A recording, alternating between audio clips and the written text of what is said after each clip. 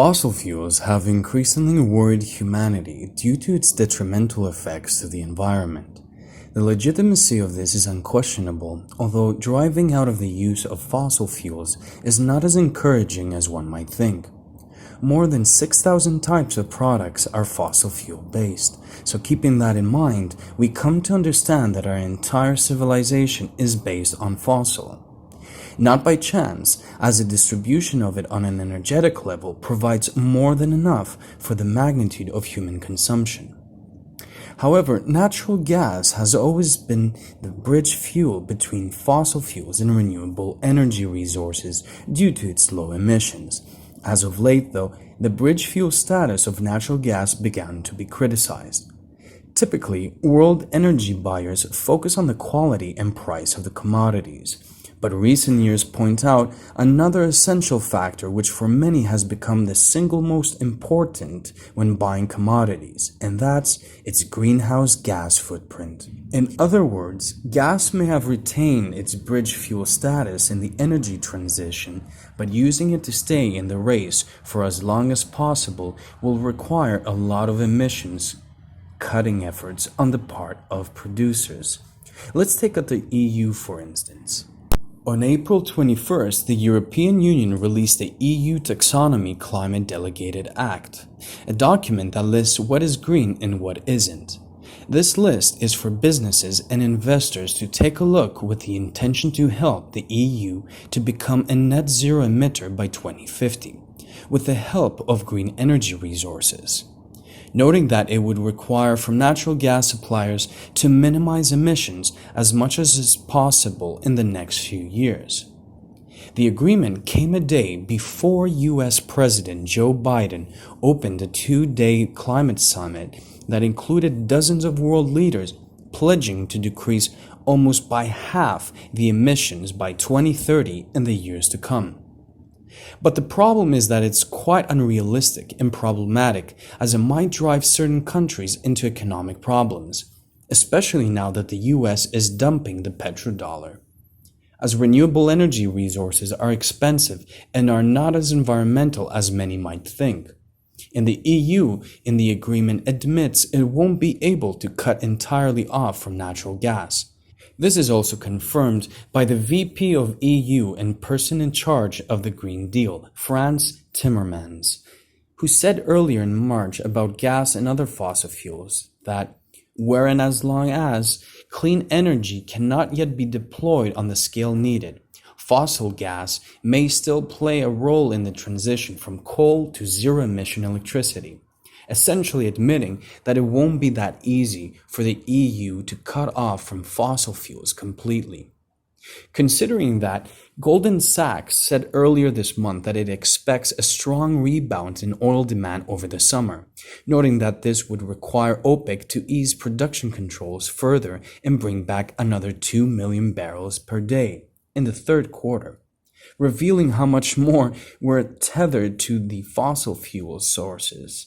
Also, considering the spike in oil prices of Brent and crude oil reaching a bit higher than $60 per barrel, these profits are steadily increasing the production lines around the world. As for prices, Goldman expects Brent to reach $75 per barrel in the third quarter, thanks to the returning demand and to the brightening global economic outlook driven by government stimulus, notably in the US. Key note here is that the US NOPEC bill has drawn international attention after a US House panel passed a bill which would allow the US Justice Department to bring antitrust lawsuits against OPEC members for manipulating oil prices, which are then fed back to the American consumers. Although the US and its allies are pledging to lower emissions and dependency on fossil fuels, Canadian producers have focused on increasing production lines, with many refineries increasing their budgets.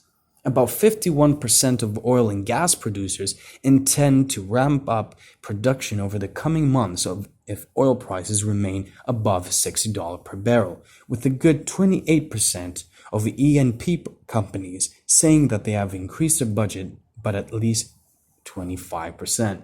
Finally, let's examine how the supermajors are catching up. ExxonMobil, Chevron, Shell, Total, and BP all saw their combined hydrocarbon output increase up to 44% in 2019, with many like Shell reporting its oil production peaking in that year.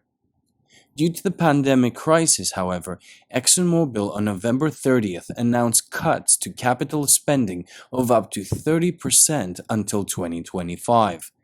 On December 14th, it pledged to cut carbon emissions from operations by as much as 20% within 5 years, all this due to the increased pressure of hedge and state pension funds, which are requesting to divest from the riskiest fossil fuel firm and the replacement of the board.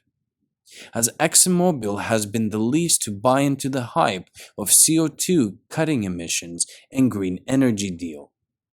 In May, BlackRock, the world's biggest asset manager, supported a motion to relieve Darren Woods, ExxonMobil's chief executive, of his duties as chairman. On the other hand, BP has made a tremendous shift in focus to invest billions of dollars in renewables as planned to reach 50 gigawatts of renewable energy in its portfolio by 2030. However, it's estimated it will cost the company $60 billion to reach its target. Now, we are noticing that there's an increase of pressure of investors, board members who are yielding to the green energy propagated media and narrative of renewable energy resources. But why now? Is it really because of the climate? Are we to believe that politicians and investors are caring for the environment all of a sudden? It comes to no surprise, as the answer is a categorical no. The reality is that the most powerful family in the world, the Rothschilds, who control the banking industry in most parts of the world, have moved the needle and directed investments into green energy by orchestrating the infamous green energy deal. Sorry folks, if you thought it was all about the environment, then you were masterfully fooled. Thanks so much for watching. Please like, share this video, and subscribe for more updates on the economic pitfall of the ages that is coming our way. Best of luck.